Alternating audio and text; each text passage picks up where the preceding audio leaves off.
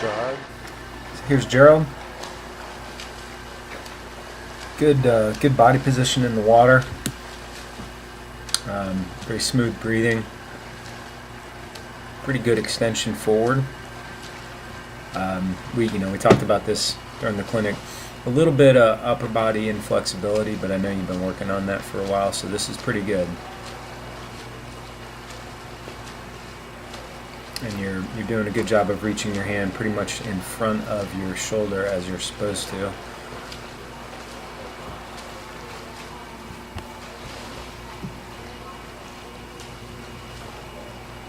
Here, looking at the streamline as well as any up and down kind of motion.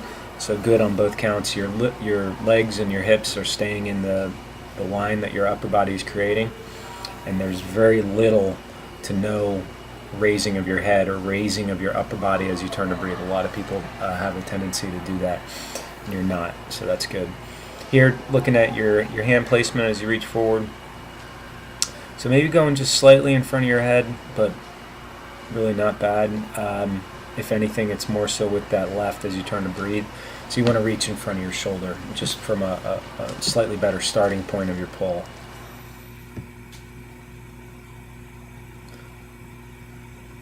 And then underwater, good extension and rotation, and pretty much with both arms, you're doing what I would call a straight arm pull, in the sense that the upper arm and forearm remain at the same relative angle as you pull through the water. Your left forearm tends to pull under your body slightly more than your right, and that's not necessarily bad. Everybody's got different strength points as they pull through the stroke. The key piece, though, is getting that early vertical forearm or the high elbow catch, so that your forearm angles vertical relative to the bottom of the pool as early as possible in the stroke. Kick looks pretty good.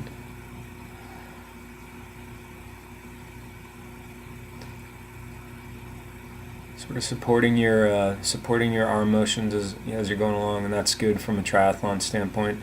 And in here, you see streamlined hand placement, all pretty good. Hands just maybe slightly off to the side of the shoulder on each side. So here's your frame by frame on the pulls. So looking at your left arm, good entry, extension, torso rotates over before you start the pull, which is what you want to do, so you're still reaching forward here. And then you initiate the pull, and if you just look at the angle of your upper arm, forearm, it's still kind of a straight line. And where you want to see that bend is at that elbow, so that hand and forearm are angling down. So it's not until around here where you're really getting a bunch of grab or leverage on the water. So you're missing out on a third to a quarter of the stroke where potentially you can pull more. Here you can see your left forearm curves under your body a little bit. That's not necessarily bad. You can make the argument that it would be better to keep it off the side slightly, and then you finish with a good push.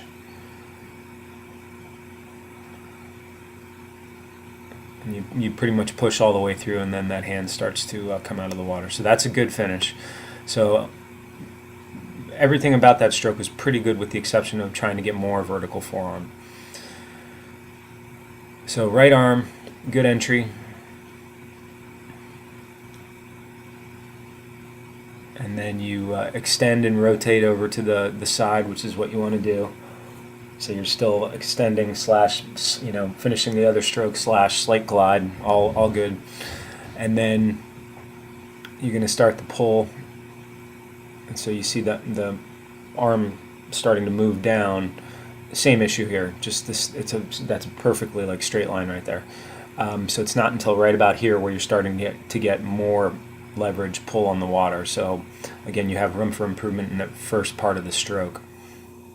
And then here, elbow leading the stroke just slightly, so giving up a little bit of slippage through there, but it was just a moment, and you're back to a good vertical forearm through here. So good push through and finish on the stroke.